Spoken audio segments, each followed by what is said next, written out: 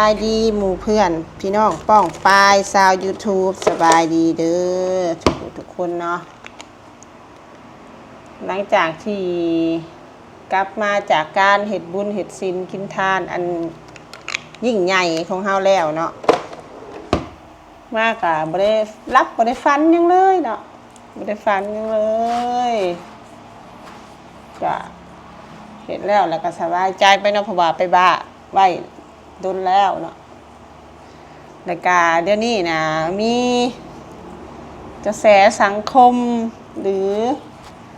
เป็นกระแสในโลกออนไลน์เนาะทางฝั่งลาวเนาะทางฝั่งลาวที่ว่ามีจะอยู่บ้านได้แล้วเนาะตัวเองก็บ่ได้อ่านเบิ่งเนาะว่าอยู่บ้านได้เห็นลงในคลิปเนาะ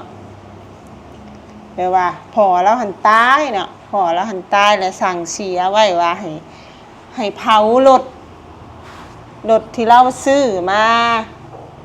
เดี๋ยวสิมีภาพประกอบขึ้นมาเนาะรถที่เราน่าจะเป็นเราเป็นคนซื้อแหละเนาะแล้วให้จูดไปให้เราถ้าว่าเราตายหั่นน่ะแล้วบัดนี้แล้วมีคลิปการส่งสการเนาะการส่งสการหรือว่าเผาคนตายหั่นเนาะแล้วจูดรถหั่นไปนำกระแสสังคมลาวก็โจมตีลูกเต้าเหงาคอนเขาพี่น้องป้องปายเขาเนาะว่าโง่จ้าจังสั้นจังซี่คือไปเผาเป็นยังบ่เอาไปบริจาคหรือไปบังเนาะอยู่ลาวเขาจะเอิ้นบังให้คนตายบังเครื่องบังของนี่เนาะเป็นความเชื่อว่าค่ะบังให้กระฮอดกระถึงแล้วแต่ว่ามันเป็นความต้องการของผู้ตายเราบ่ได้อยากบังเราอยากให้ลูกเราน่ะเอารถของเราหันไปจูดให้เราก็บ่ฮู้ว่าความคิดของผู้ตายหันเราคิดจังใดอันนี้ก็ต้องขออนุญาตทางครอบครัวผู้เสียชีวิตแล้วก็แสดงความเสียใจนำเนาะที่ว่าสูญเสียพ่อหรือสูญเสียญาติพี่น้องเนาะและมันเป็นสิทธิ์ของผู้ที่เสียชีวิตเนาะพวกเจ้าต้องเข้าใจว่ามันเป็นสิทธิ์ของผู้ที่เสียชีวิตเราห้องขอให้ลูกเต้าลาวเมียลาวพี่น้องป้องปายคนในครอบครัวเราเฮ็ดแบบนั้นให้ลาวแล้วก็เฮ็ดให้ลาวเนาะเพราะว่าหยังแม่นอยู่ความคิดของพวกเจ้าค่ะอยากให้เราหันเอาไปบริจาคหรือว่ามอบให้สงฆ์ไปบังไปหยังไปแล้วคือว่าบังเลยให้เราได้ไปแล้วและโตที่เป็นโตรถน่ะให้คนอื่นน่ะไปใช้ซอยประโยชน์ได้และค่อยอยากถามพวกเจ้าแหน่ตอนที่เราหาเงินซื้อรถหนะมีคนมาบริจาคให้เราบ่เงินที่เราไปซื้อรถหนะสิว่าให้เราไปบริจาคนะและตอนที่เราหาเงินเลือดตาแทบกระเด็นเพื่อสิได้รถคันนั้นมานะมีไผที่ว่าในโลกโซเชียลที่ไปคอมเมนต์ในทางที่บ่ดีให้ครอบครัวของเรานะไปหาซอยเราบ่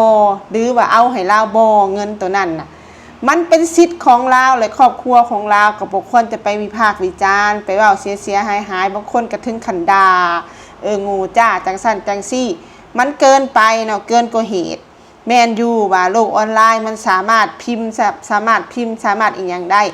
แต่เจ้าต้องแนมในแง่นี่นำว่ามันเป็นสิทธิ์ของเขารถคันนั้นมันก็เป็นเงินของเขาหรือเป็นเงินของผู้ตายที่เราหามาได้เลือดตาแทบกระเด็นหามาด้วยความเหน็ดเหนื่อยซำใดกับบ่ฮู้แล้วมันบ่มีผู้อื่นมาหาซอยเราก็แม่นความเราเด้ที่เราจะเผาไปนะที่เราจะเผาไปเพื่อในความเสื่อของเราว่าเราสิเอาไปนำเพราะว่ารถคันนี้เนี่ยพวกข่อยสิหามาได้นี่ข่อยต้องถูกซำใดข่อยต้องพยายามซำใดข่อยต้องกัดก้อนเกลือซำใดเพื่อข่อยสิได้รถคันนี้มาเนาะฉะนั้นเฮาบ่ฮู้แง่ลึกแง่ตื้นของเขาเฮาบ่ควรสิไปวิพากษ์วิจารณ์แต่เฉพาะแต่ว่าเห็นการจูดรถไปให้ผู้ตายนั่นเนาะกะผู้ที่อยากให้ไปบริจาคนะเคยบริจาคให้ครอบครัวของเราให้เราได้มีกินมีใช้ให้เราได้เอาเงินมาซื้อรถคันนี้บ่ผู้อยากให้เราไปบริจาครถนะและในความคิดของค้อยอีกแง่หนึ่งเนาะผู้ตายน่ะเรากะสิแพงรถคันนี้อลีเนาะก็บ่คิดเผื่ออยากให้ลูกได้ใช้ลูกเมียให้ลูกเมียใช้เนี่ยเนาะทั้งที่ว่าตัวเองก็เสียชีวิตไปแล้วหั่นนะก็ควรจะคิดว่าเฮาหามาได้โดยความลำบากกะให้รถคันนี้เป็นตัวแทนของเฮาอยู่กับลูกกับเมียให้ลูกกับ ให้ลูกและเมียได้ใช้เป็นประโยชน์ค่ะน่าจะดีกว่าเนาะแต่ว่า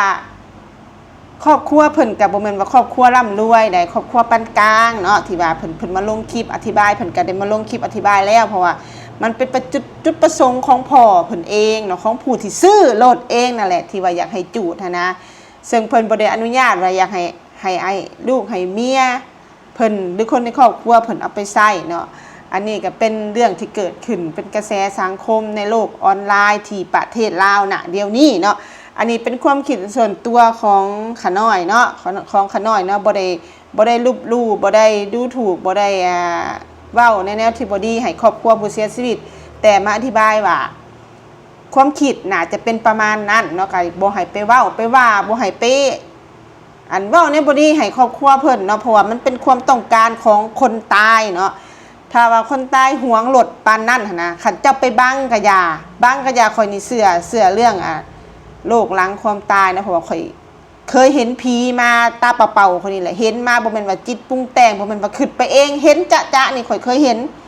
คันว่าเราหวงรถคันนั้นปานนั้นไปบังกะยาทุกคนเราก็มานำถามเอาอยู่ดี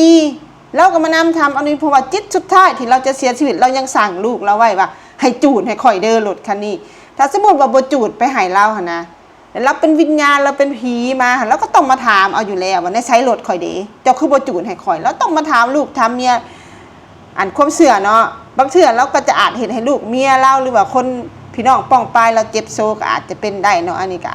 ก็เป็นความเสื่อของบุคคลเนาะเฮาบ่ควรไปแตะต้องความเสื่อของไผและบ่ควรไปด่าไปป้อยไปเว้าทั้งที่เงินบาท1กีบ1เฮาก็บ่ได้ไปยืมยืนให้เขาเนี่ยที่ตอนที่เขาลำบาก